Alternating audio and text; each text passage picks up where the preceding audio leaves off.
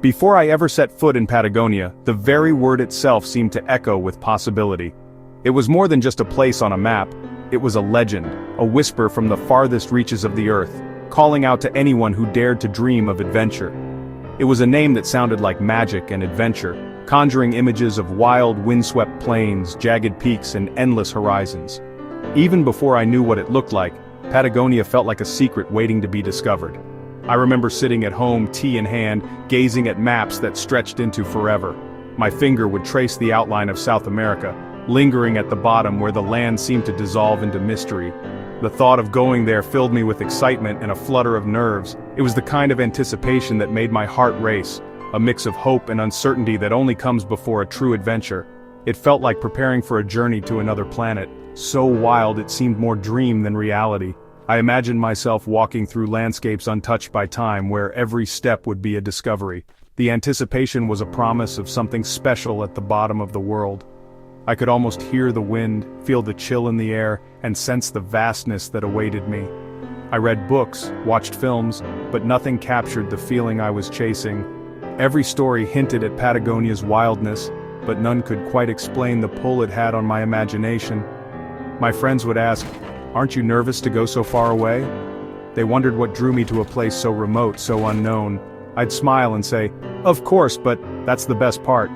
The unknown was what made it irresistible. The idea of stepping into a story I'd only ever imagined was thrilling. As the plane lifted off, I felt a sense of letting go, leaving the everyday behind.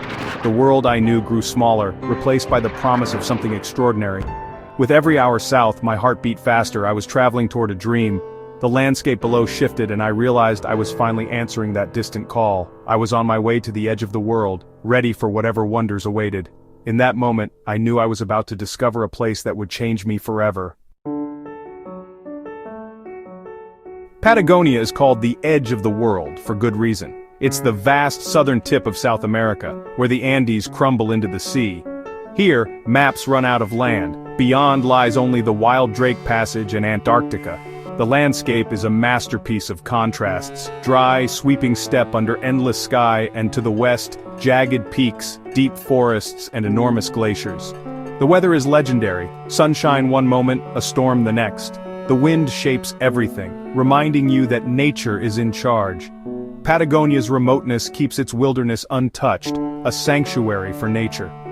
Standing there, with wind in your hair and mountains before you, you feel both humbled and liberated. You're not just in a remote place, you're on the threshold of pure, untamed wilderness. It's a feeling that stays with you long after you leave. My adventure began in El Calafate, the gateway to southern Patagonia. This small, windswept town sits on the edge of the wild, a place where the streets are lined with cozy cafes and the distant peaks hint at the wonders beyond. As I wandered its avenues, I could feel the anticipation building, the sense that something extraordinary was waiting just outside the town limits. The air was crisp, the sky impossibly blue, and the distant Andes beckoned like a promise. Every breath felt fresh and invigorating, carrying the scent of adventure. The vastness of the landscape was humbling, and I realized I was about to step into a world unlike any I had known before. My first journey was to Lago Argentino, its milky turquoise color unforgettable, glacial milk from ancient ice. The lake stretched endlessly, shimmering in the sunlight, its surface reflecting the snow-capped mountains. I stood at the shore, mesmerized by the sheer scale and beauty, feeling dwarfed by nature's artistry. We traveled dusty roads through golden steppe, feeling the true scale of Patagonia. The landscape rolled on for miles, painted in shades of gold and ochre, with the wind whispering through the grasses. Every mile brought a new sense of freedom and possibility. Herds of guanacos grazed by the roadside, calm and elegant. Their gentle presence was a reminder of the wildness here, and I watched them move gracefully across the steppe, perfectly at home in this vast, untamed land. Entering Los Glaciares National Park, the scenery shifted. Dry plains gave way to lush forests and cool, pine-scented air. The transformation was sudden and magical, as if I had crossed an invisible threshold into another world, where every sense was awakened by the richness of the landscape. Every turn revealed a new, breathtaking view. Towering peaks, sparkling lakes, and endless skies unfolded before me, each more stunning than the last. It felt as though I was walking through a living painting, each scene more vivid and alive than the one before. My first trek was a gentle forest walk to a hidden glacier, the only sounds birdsong and wind. The path wound through ancient trees, sunlight filtering through the leaves, and I felt a deep sense of peace as I moved deeper into the wilderness. Reaching the viewpoint, I saw a river of ice flowing between mountains. My heart skipped a beat. The glacier glistened in the afternoon light, a silent giant slowly carving its way through the valley, a testament to the power and patience of nature. It was my first close encounter with a glacier, a living piece of ancient history. I reached out to touch the ice, feeling the chill of centuries in my fingertips, and marveled at the stories locked within its frozen depths. Standing there in the quiet wilderness, I felt pure wonder. The silence was profound, broken only by the distant call of a bird or the whisper of the wind, and I knew I was witnessing something truly rare and precious. It was the beginning of my love affair with this incredible land, a place where every moment felt like a discovery, and every view left me longing for more. Nothing prepares you for the sight of the Perito Moreno Glacier. As you approach, the sheer scale of this natural wonder takes your breath away. It's as if you've stepped into another world, one sculpted by ice and time. It's a colossal river of ice still advancing, stretching for miles from the southern Patagonian icefield. The glacier's surface is a maze of jagged peaks and deep crevasses, constantly shifting and reshaping itself as it moves forward, inch by inch, year after year. Approaching by boat and walkway, its sheer size is overwhelming, a city of ice with spires and deep blue crevasses. The closer you get, the more you notice the intricate details, the sharp ridges, the towering ice walls, and the endless patterns carved by wind and water. The glacier is alive with sound, groans, creaks, and the thunder of calving ice crashing into the lake. Each crack and rumble is a reminder that this frozen giant is always in motion, never truly still. Watching a tower of ice break and fall is a spectacular, humbling event. The force unleashed in a single moment is awe-inspiring, echoing across the water and leaving everyone in silent wonder. I spent hours mesmerized by its slow, powerful dance. The glacier moves at its own pace, indifferent to the world around it, yet shaping the landscape in profound ways. The colors, brilliant white to deep blue, are the result of centuries of compressed ice. Sunlight plays across the surface, revealing hidden shades and sparkling crystals, each layer telling a story of ancient winters. A boat trip to the glacier's edge revealed intricate patterns and a pure, ancient cold. The air is crisp and sharp, filled with the scent of fresh water and the quiet energy of the glacier itself. Standing so close to something so immense and old was humbling. You feel small, yet connected to the vast forces that have shaped our planet for millennia. Perito Moreno is not just a sight, it's a teacher, showing the slow, steady forces that shape our world. It reminds us of nature's patience, its power, and its ability to transform landscapes over eons. It's a reminder of deep time and the breathtaking beauty found in the wildest places.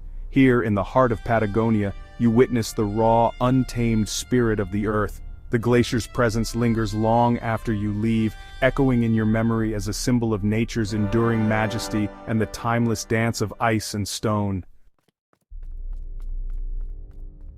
Northward, I reached El Chalten, Argentina's trekking capital, at the foot of Mount Fitzroy and Cerro Torre.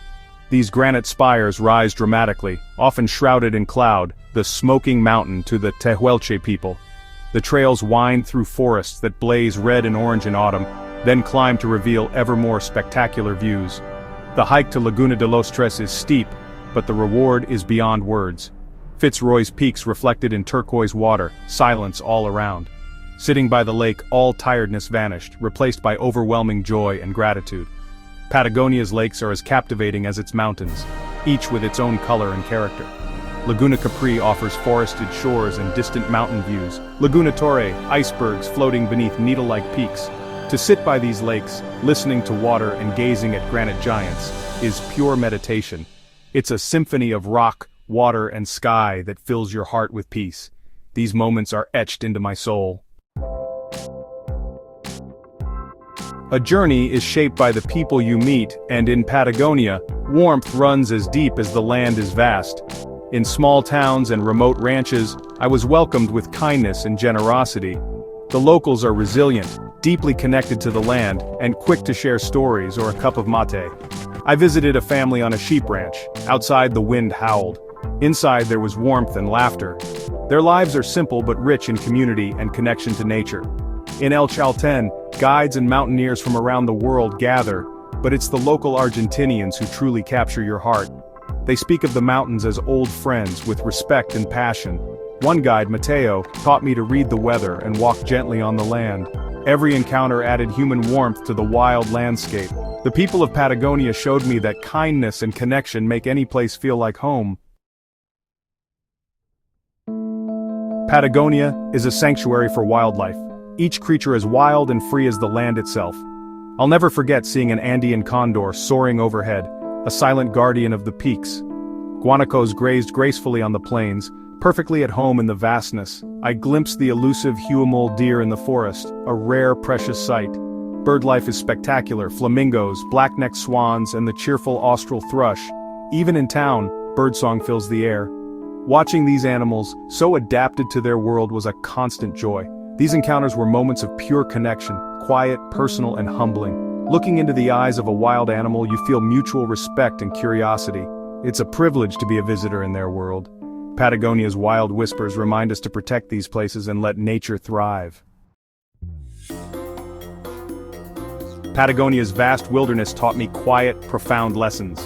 In the silence of mountains and plains, the noise of daily life faded away.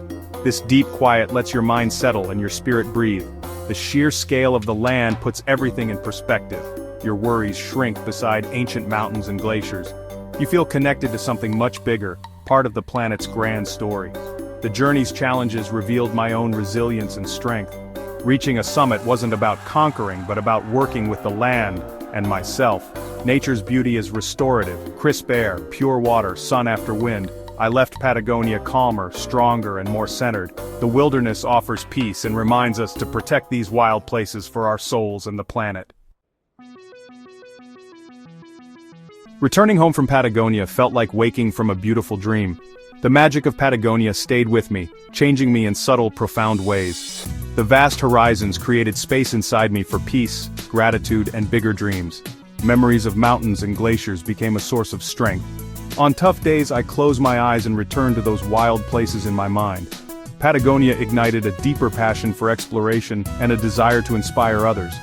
You don't have to go to the edge of the world to find adventure. Sometimes it's a new path close to home. The world is full of wonders, waiting to be discovered.